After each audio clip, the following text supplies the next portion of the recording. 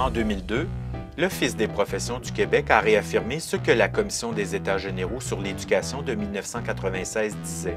Un ordre professionnel pour les enseignantes et enseignants n'est pas nécessaire. Malgré ces avis, certaines personnes continuent de vouloir imposer aux profs la création d'un ordre professionnel. 3 arguments sont avancés par ces personnes. Le premier de ces arguments veut que la création d'un ordre professionnel valoriserait la profession et contribuerait à une plus grande reconnaissance sociale du personnel enseignant. C'est faux et voici pourquoi. L'Office des professions du Québec en fait lui-même la mise en garde en précisant qu'un ordre n'a pas pour but de reconnaître à sa juste valeur une profession et n'a surtout pas pour mission d'améliorer le statut ou les conditions de travail de ses membres. De plus, comme l'a constaté en 2004 le Conseil supérieur de l'éducation, la confiance de la population en général et des parents en particulier est déjà acquise aux enseignantes et enseignants. Un deuxième argument repose sur l'idée qu'un ordre professionnel donnerait plus d'autonomie aux profs. C'est faux et voici pourquoi. En plus d'être onéreuse, une structure comme un ordre professionnel augmenterait les règles et les contraintes. L'autonomie très limitée accordée aux profs par l'article 19 de la Loi sur l'instruction publique concernant les modalités d'intervention pédagogique et l'évaluation risquerait d'être encore plus réduite.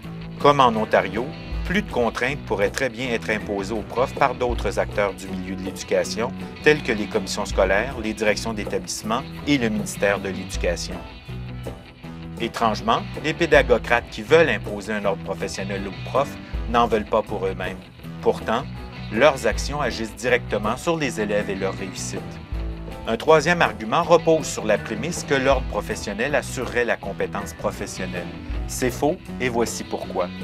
Au Québec, la formation du personnel enseignant et les règles d'embauche et de qualification sont rigoureusement régies par le ministère de l'Éducation. L'importance du perfectionnement et de la formation continue est déjà inscrite dans la Loi sur l'instruction publique et dans les contrats de travail. Pour la FAE, il revient à chaque enseignante et enseignant de juger des perfectionnements qui lui sont nécessaires et ce, en fonction de sa tâche et de la population scolaire avec laquelle il travaille. Le perfectionnement relève de l'autonomie professionnelle et est encadré par l'article 22 de la Loi sur l'instruction publique qui énumère les 8 obligations du personnel enseignant, dont celle de prendre les mesures appropriées qui lui permettent d'atteindre et de conserver un haut degré de compétence professionnelle.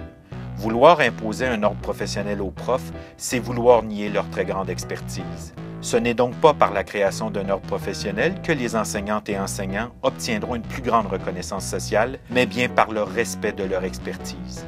Après tout, l'expert dans la classe, c'est le prof.